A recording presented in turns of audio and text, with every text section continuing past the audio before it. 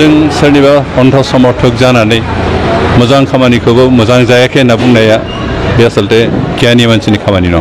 प्रमोद बर' নিজে এগৰাকী ভুৱা এনডিবিৰ নাম বিয়াৰ ফেৰেংগা এই নামটো শুনিলেই এটা সময়ত আমাৰ মানুহে ভয়ত কম্পমান হৈছিলে তেওঁ আজি কি কৈ আছে মই নিজে ভয় খাইছো।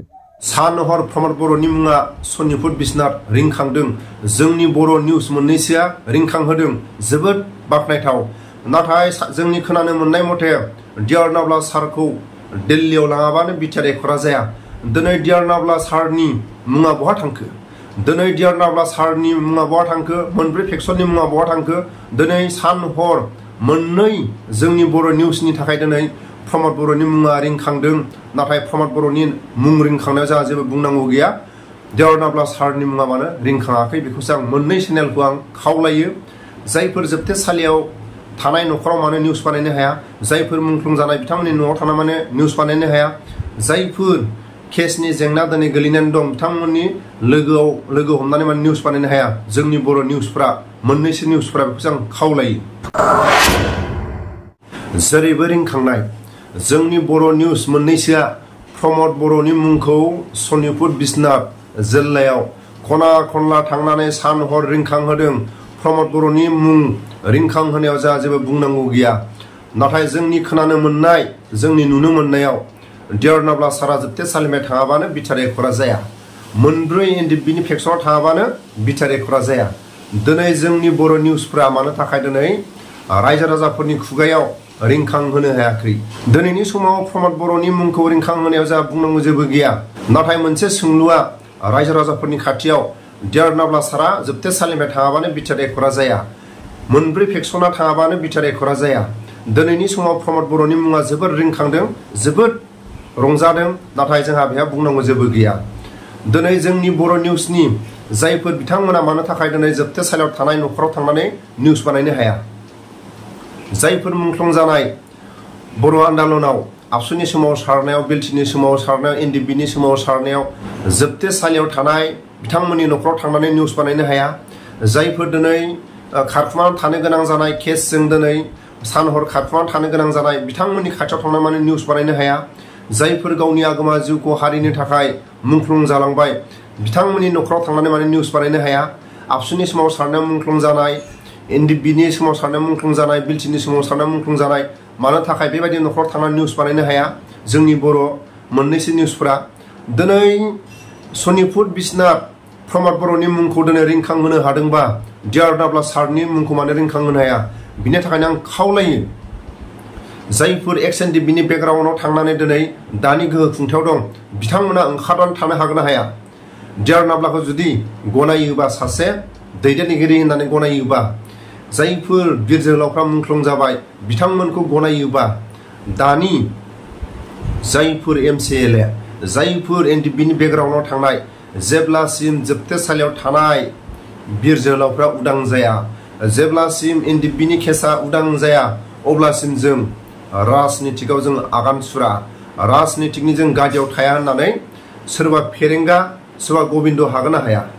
आरो लोगोसे आं खावलायो दिनैनि समाव प्रमोद बर'आ रायजो राजाफोरनि सैथो खामानि मावनो थांनायाव आबसुनि जायफोर समाव सारनायनि सैथो खामानि मावनो थांनायाव समाजनि सैथो खामानि मावनो थांनायाव फेरेंगा गबिन्द जेरैबायदि माखासे रायजोनि खोनासङा खामानि मावनायाव हयथ' बिसोर सानैखौ लाफायोबा प्रमोद बर' सारखौ आं खावलायो बिसोर सानैनि थाखाय हयथ' नेक्स्ट सरकाराव फैफिनाबो जानो हागौ बिसोर सानैखौ जुदि बोख्लायनानै दोनोबा हयथ' फैफिननो हागौ मानो थाखाय मालाबाबो समाजजों मोजां खोथा रायलाया।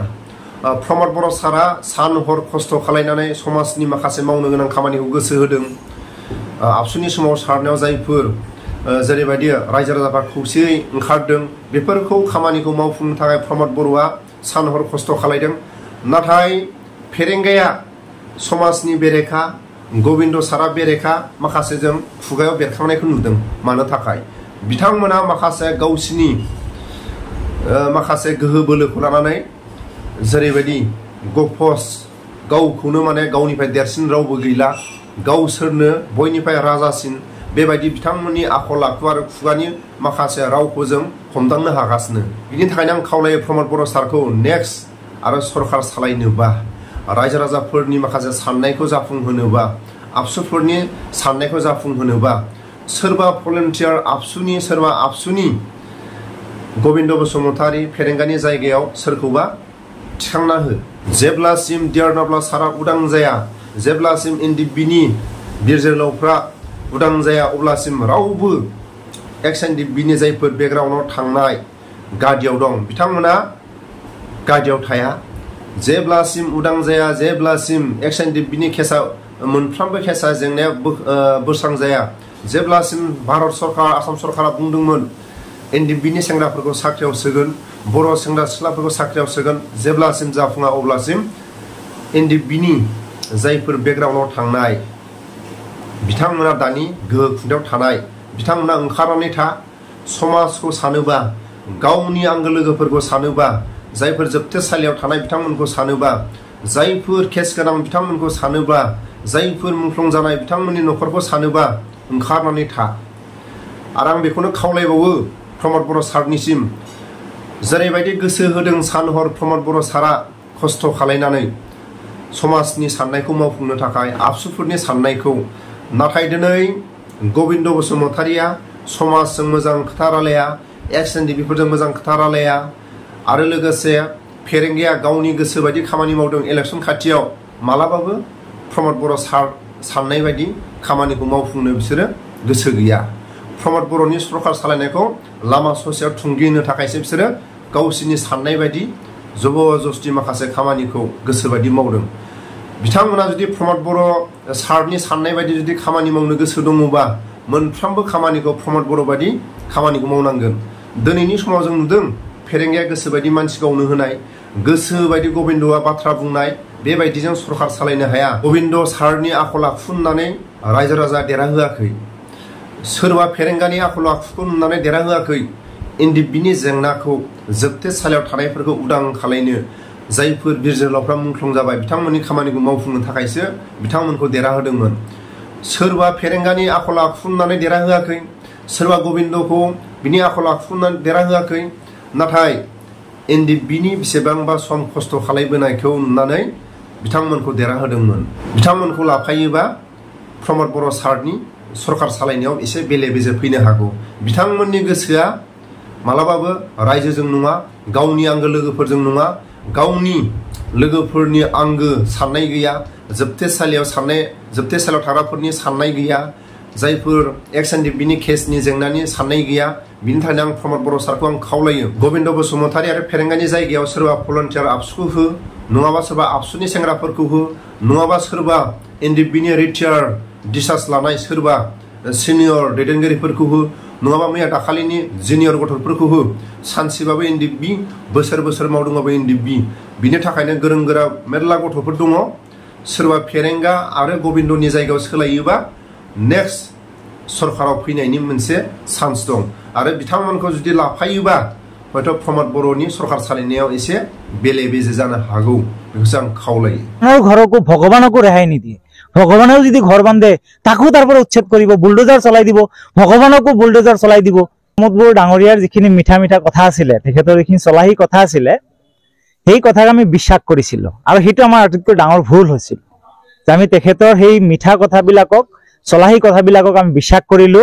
আৰু তেওঁ পতা যি জাল, যিটো ট্ৰেপ আছিলে, সেই ট্ৰেপত আমি ভৰি দি পেলালো।